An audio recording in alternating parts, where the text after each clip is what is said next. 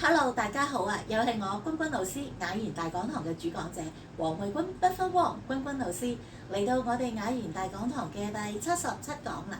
今日我同大家講嘅係關於一個特別嘅話題，都係同健康信息有關嘅。不過呢個係另一個concept 嚟嘅，我希望帶俾大家關於喺我哋自己個人嚟講咧，其實係有能量場嘅。我相信大家都聽過嚇，關於能量學呢樣嘢。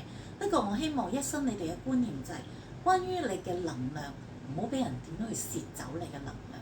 因為咧，有時有啲人會同你玩借能量啦、借運啦，呢啲都係有嘅，真有其事。不過咧，呢啲唔係話迷信嚇，的的確確有。咁你點去 protect 自己嘅能量，唔俾人去攞走你嘅咧？就係你唔好亂咁摸嘢，唔好亂咁掂嘢，亦都唔好亂咁俾人掂，知唔知道？係，唔好亂咁俾人掂，唔好亂咁四圍摸。去行公司嘅時候點啊？隻手唔好亂咁摸。睇啱嗰樣嘢先去摸摸佢，攞下去嗰個質地，摸下嗰個品質靚唔靚？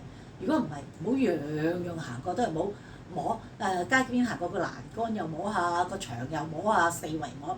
咁咧，因為周圍環境到底藏有啲咩能量，你其實唔知道啊。咁呢個能量咧，可能係負能量。當然啦，你摸着啲正能量，梗係開心啦。摸着啲負能量嘅時候，咁點啊？咁就唔係幾好，咁就好容易令到你身體嘅正能量減耗，消耗咗正能量嘅時候，咁就好容易生病，令到你甚至可能走入惡運，呢啲都係嘅。咁所以要點 protect 好自己嘅時候，唔好立亂去掂啲嘢之餘，唔好立亂去同人哋由身體上嘅接觸，知唔知道？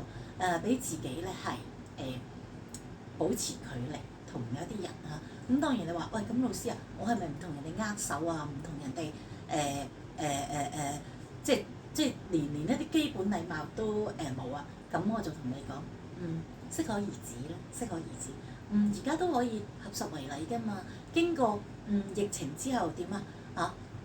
嗰幾年嘅疫情，大家都習慣咗唔好太有 close 嘅接觸啦，更莫講話攬下錫下嗰啲就更加唔好啦，係咪先？即係見面禮嘅時候，握手可以輕輕咁樣握㗎嘛，甚至可以咁樣合十為禮嘅。